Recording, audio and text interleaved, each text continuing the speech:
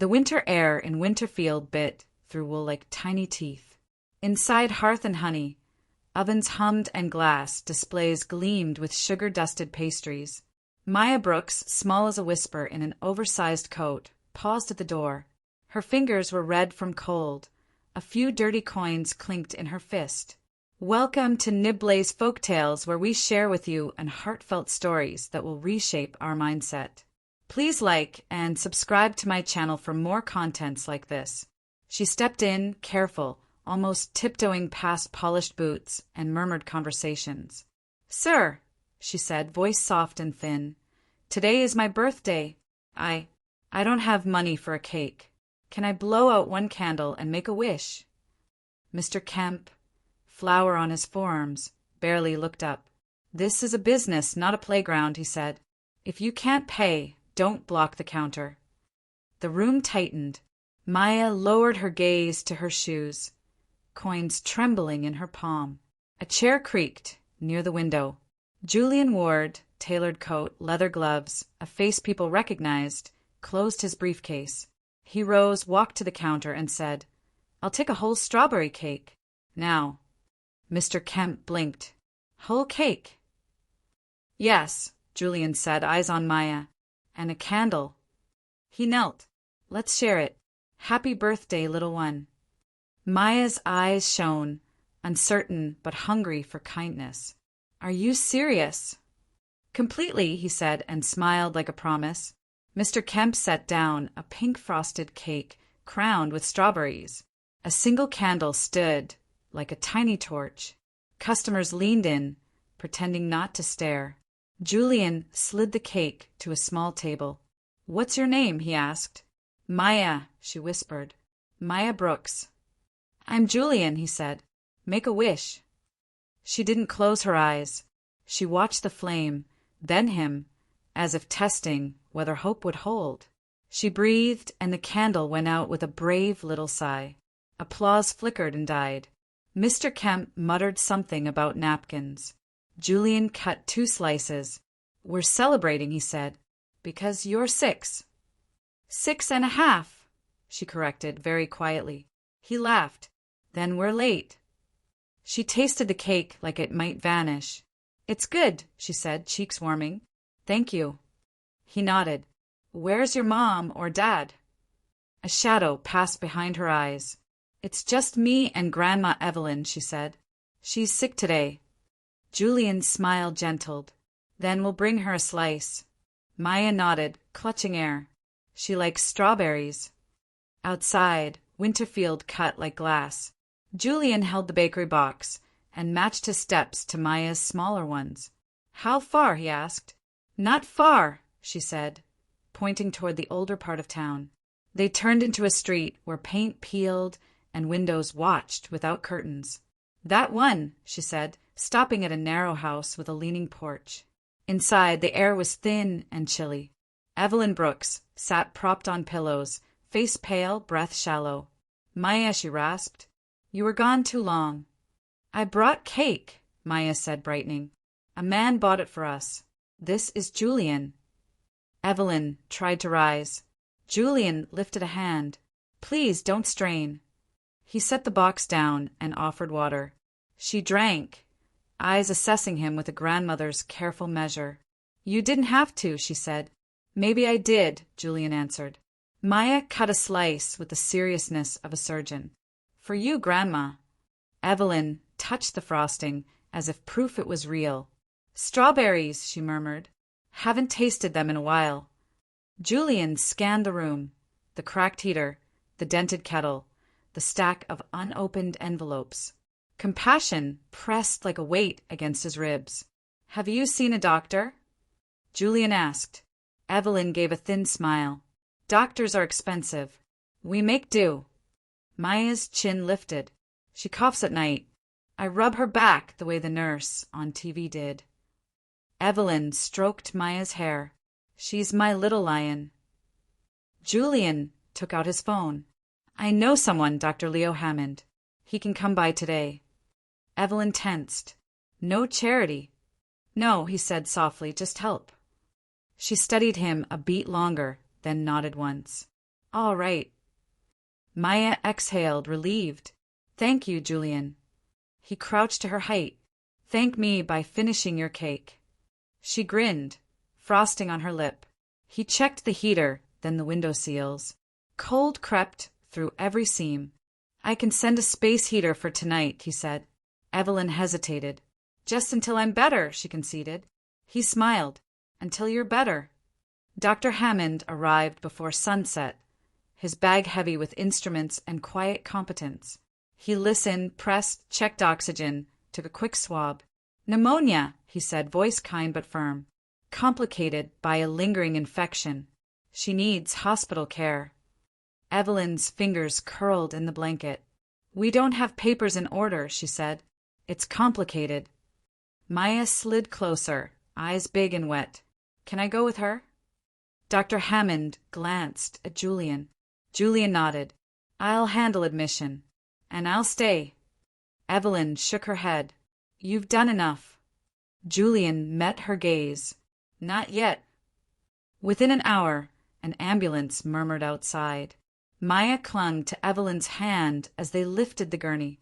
I'll come right behind, Julian promised. We'll be together.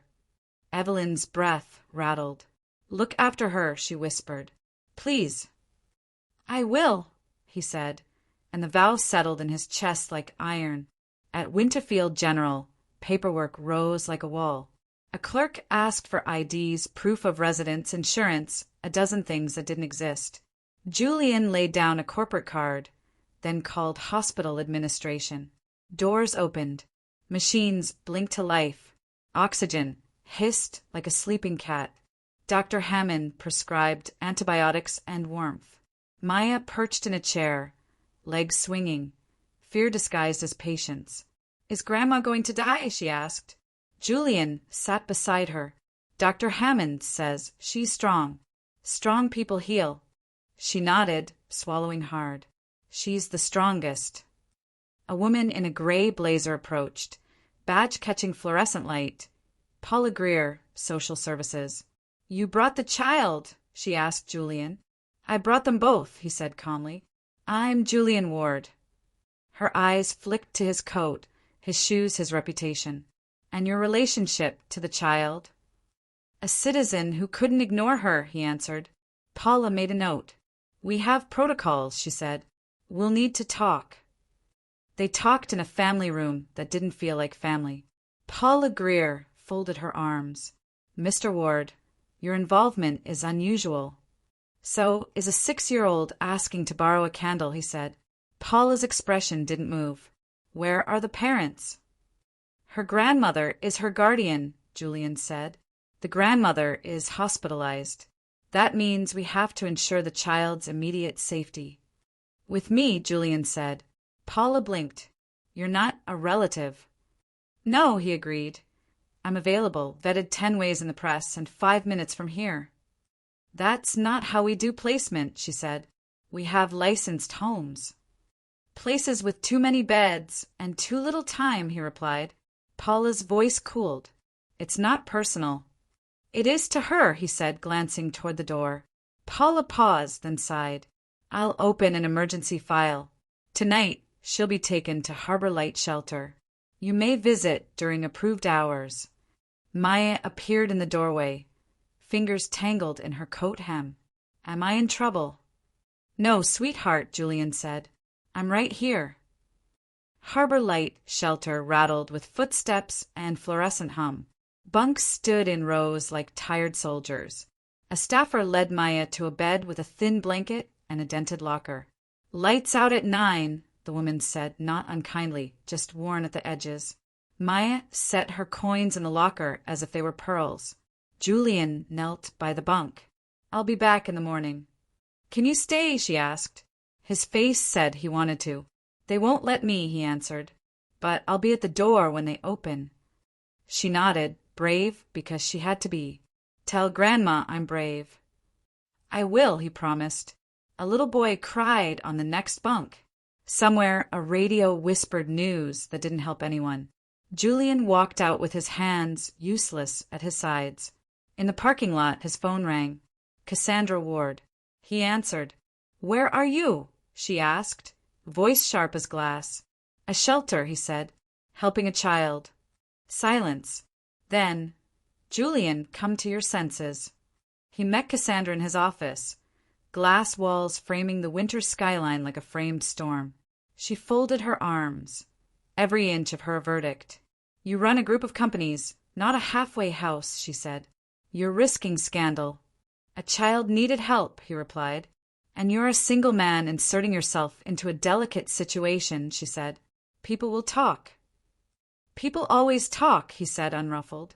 "I'd rather they talk about a cake than about me ignoring her." Cassandra paced. "Our name, our investors, are safer than a 6-year-old in a cold shelter," he cut in. She stopped. "Is this about the past?" she asked quietly. "About what we couldn't fix?" A flicker crossed his face. "It's about what I won't leave broken." She exhaled through her nose. "I can't support this." "You don't have to," he said. "Just don't stand in the way." Her gaze hardened. "That I can't promise." Morning found him on Harbor Light steps before the lock clicked. Maya ran to him, coat unbuttoned, relief bright and fierce. "You came." "Told you I would," he said. He brought a scarf, mittens, a small stuffed fox. "For courage," he said. "Foxes are clever." "Like Grandma," she smiled. He took her to see Evelyn. Warm air met them. Machines beeped a steady rhythm. Evelyn's color had improved a shade. "You came back," she whispered. "Told you I would," Julian said. Maya climbed onto the chair. "They put me in a big room," she told Evelyn. "But I was brave." Evelyn smoothed her hair. "My lion." Paula Greer appeared at the door with a file. "We'll schedule a formal meeting this afternoon," she said. "Placement options, medical updates, all of it." "I'll be there," Julian said. Paula's eyes held a question she didn't ask. He turned to Evelyn. "I'll fight for her." Evelyn's fingers found a sleeve. "Then fight clean," she said. "She's watching." The meeting room in social services smelled faintly of coffee and paper. Paula Greer sat at the head of the table, flanked by a junior caseworker. Julian arrived with a slim folder, crisp suit, and eyes that had been awake since before dawn. Evelyn remained in the hospital, unable to attend, but Maya sat beside him, swinging her legs under the chair. "We have reviewed the situation," Paula began. "Our concern is stability. Mr. Ward, your involvement, while commendable, raises questions." "Then let's answer them," Julian said. He outlined his plan: temporary guardianship while Evelyn recovered, private tutoring for Maya, a safe home environment, and continued medical care. Paula exchanged a look with her assistant. "There are external concerns," she said slowly. "We've received complaints." Julian's jaw tightened. "From whom?" She glanced at the file. "A relative of yours, Cassandra Ward." Julian's voice didn't rise, but the air cooled. "My sister has her opinions," he said. Paula adjusted her glasses. "She alleges you're acting out of obsession and questions your ability to separate personal feelings from proper care." Maya frowned. "He bought me a cake," she said, as if that ended the debate. Paula hesitated. "Mr. Ward, we must investigate all claims." Julian leaned forward. "And while you do, a child is sleeping in a cold shelter instead of in a warm home with someone who cares. That's the part one can't accept." Paula tapped her pen against the folder. "If you wish to contest placement, you'll need legal representation." Julian's lips curved faintly, already in motion. That afternoon, Samuel Pike, a seasoned attorney with a calm that could outlast a storm, joined Julian at the hospital. Evelyn's eyes sharpened when she heard the plan. "It's a fight worth having," she said. "But they'll dig into you, Julian. Into everything." He nodded. "Let them. I have nothing to hide." Maya sat between them, clutching the stuffed fox. "Will I come home with you?" she asked. "That's what we're fighting for," Julian said. Samuel outlined the steps. File for emergency guardianship.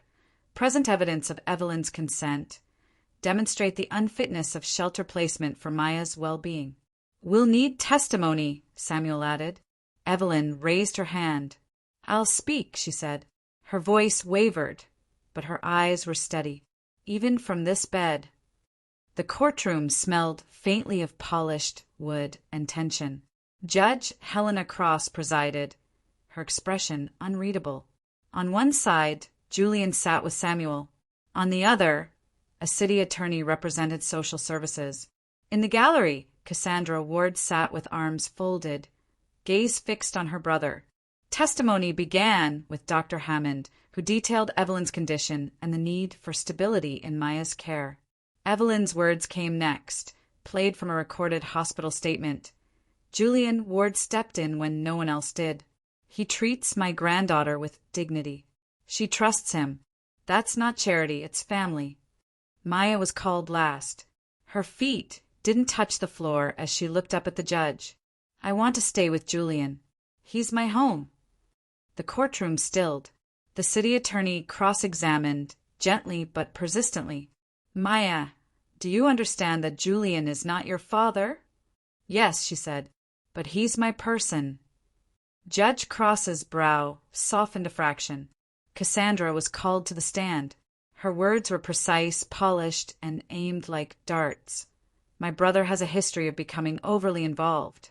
This is dangerous for the family's reputation. Samuel rose. Ms. Ward, can you produce any evidence of harm, neglect, or unfitness? She hesitated. No. But thank you, Samuel cut in. A murmur ran through the room. Julian sat still, every muscle controlled, but his eyes were on Maya, who hadn't looked away from him once. When closing arguments ended, the judge called a recess. Julian walked Maya to the hallway bench. Whatever happens, I'm proud of you, he said. Why, she asked. Because you told the truth, he said simply. She leaned against him. Do you think we'll win?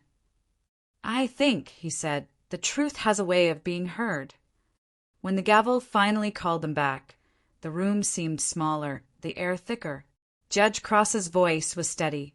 In light of the testimony and the evidence provided, this court grants Mr. Julian Ward legal guardianship of Maya Brooks, effective immediately. Maya gasped. Evelyn, watching from a wheelchair near the door, let out a breath that trembled into a smile. Outside the courthouse, the cold felt different, cleaner, lighter. Reporters called Julian's name, but he focused on Maya and Evelyn. Home? Maya asked. Home, Julian confirmed. In the weeks that followed, they moved into a modest house on the edge of Winterfield, far from the glass towers and sharper whispers. Evelyn's health improved with steady care. Maya started at a small school, her laughter growing less guarded each day. Julian found himself in new routines. School drop-offs, bedtime stories, grocery lists that included strawberry jam. One evening, Maya set a candle in the middle of the dinner table. It's not my birthday, she said. I just like making wishes. Julian lit it. What's this one for? She smiled. For us to stay us. Months later, Julian stood before a small gathering at the launch of the Brooks Ward Foundation, dedicated to helping children invisible to the system. Maya sat in the front row next to Evelyn, swinging her legs and grinning. This began, Julian said, with a little girl who only wanted to blow out a candle. He met Maya's eyes.